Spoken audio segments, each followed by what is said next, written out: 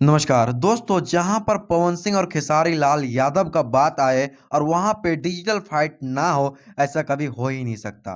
दोस्तों, social media पे काफी ज्यादा विवाद चल रहा है पवन सिंह और खेसारी लाल यादव का नेटवर्थ को लेकर। कोई कह रहा है खेसारी लाल यादव का नेटवर्थ ज्यादा है क्योंकि खेसारी लाल यादव ज्यादा काम करते हैं, तो कोई कहता है कि पवन सिंह का ज्यादा नेटवर्थ है क्योंकि पवन सिंह बहुत पहले से काम करते हैं।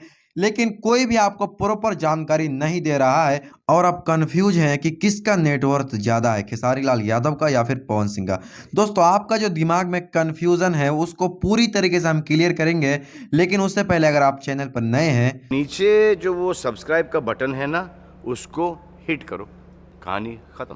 दोस्तों, अगर सीधा सीधा आपको बताएं तो पवन सिंह का नेटवर्थ ज़्यादा है। पवन सिंह का नेटवर्थ ज़्यादा इसलिए नहीं है क्योंकि पवन सिंह भोजपुरी इंडस्ट्री में बहुत पहले से है, बल्कि पवन सिंह का नेटवर्थ इसीलिए ज़्यादा है क्योंकि वह महीने 2 महीने में एक गाना रिलीज करते हैं। दोस्तों, ऐसा हम इसीलिए कह रहे हैं क्योंकि खेसारी लाल यादव जब डेली गाना रिलीज करेंगे तो उसका गाना का बजट भी तो है। तो आप लोग कहेंगे कि चलो ठीक है, हम मान लिए गाना का बजट है, लेकिन खेसारी लाल यादव उस गाने से पैसे भी तो कमा रहे हैं। लेकिन दोस्तों, शायद आपको ये बात पता नहीं है कि YouTube जो पैसा देता है ना, वो व्यू के अकॉर्डिंग देता है। मतलब आपका जितना ज़्यादा व्यू आएगा उतना ज़्यादा आपका पैसा। और पवन सिंह का एक गाने पर बहुत ज़्यादा व्यू इसीलिए आ जाते हैं क्योंकि वह महीने 2 महीने में गाना रिलीज करते हैं। उसका डेली गाना नहीं आता है तो फैन जो उनके होते हैं ना, उसके एक ही गाने को महीना 2 महीना भर सुनते हैं, जिससे पवन सिंह की इनकम ज़्यादा होती है और खेसारी लाल यादव का कम।